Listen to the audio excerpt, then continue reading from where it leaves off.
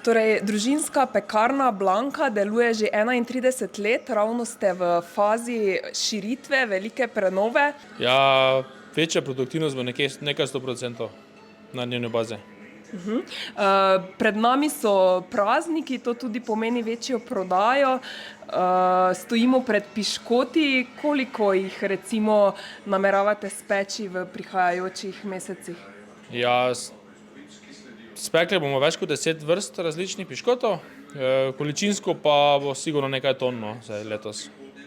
Sicer pa ste znani tudi po peki kruha iz krušne peči. Blanka, vi ste začetnica pekarne in take peke. Zakaj še vztrajate s to tradicionalno peko in sledite tem receptom, ki ste jih prejeli od svojih staršev?